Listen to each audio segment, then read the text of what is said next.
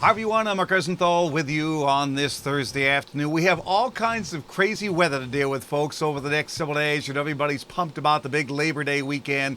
And earlier in the week, I thought it was just going to be fantastic. But now I'm taking it all back because we're tracking Tropical Storm Hermine, which could become a hurricane as it moves through the Carolinas and up the mid-Atlantic coast, and certainly is a threat to New England as a strong tropical storm. More on that in a second. First of all, let's get into it here, and I want to show you what's what in terms of the weather headline. We're talking about beautiful weather. You could relish this for Friday and Saturday with sunshine and blue sky and temperatures in the 70s. Then rain and wind could arrive here Sunday straight on through Tuesday as Hermine comes up the coast and could stall south of New England, creating very dangerous riptides and rough seas. Now, here's what's going on. We actually have a cold front moving into the greater Boston area right now. You see the visible satellite loop shows the front in this position from Portland, Maine, down to Albany, New York. Dry air with northwest winds or north winds coming in on this side of the front. We may see some sun developing in the greater Boston area. Most of the rain now being confined to Cape Cod and the islands. And speaking of the rain,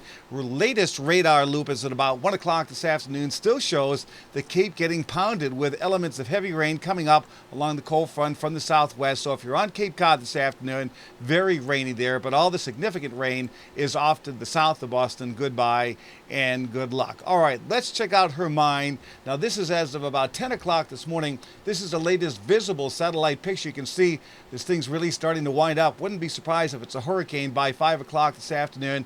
Top winds as of midday, 65 miles an hour, moving off to the north-northeast at 14 miles an hour, located about 175 miles south-southwest of Apalachicola, Florida.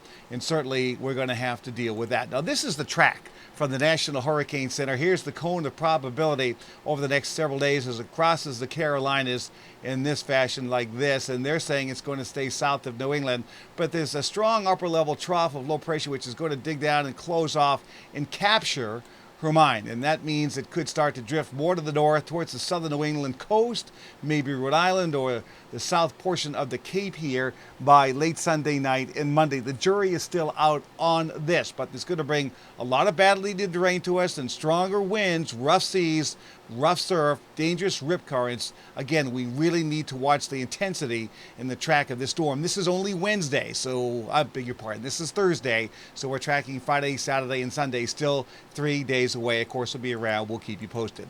But for most of this afternoon, the rain's over. We could see some sun. Temps jumping up 75 to 80 if we see a lot of sun. And then overnight, clearing skies, cooler, drier, great sleeping weather, 55 to 62.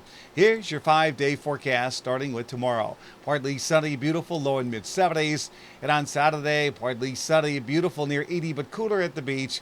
Then look at this, Sunday, Monday, which of course is Labor Day into Tuesday. Rain and wind, muggy, low 70s. We could have a problem with flooding at the coast at the time of high tide. Again, we need to follow this for you very carefully in terms of the intensity and the exact track of hurricane, or I beg your pardon, tropical storm Hermine. And of course, we'll be around and we'll do that. For now, I'm Mark Rosenthal. Please stay tuned for updates.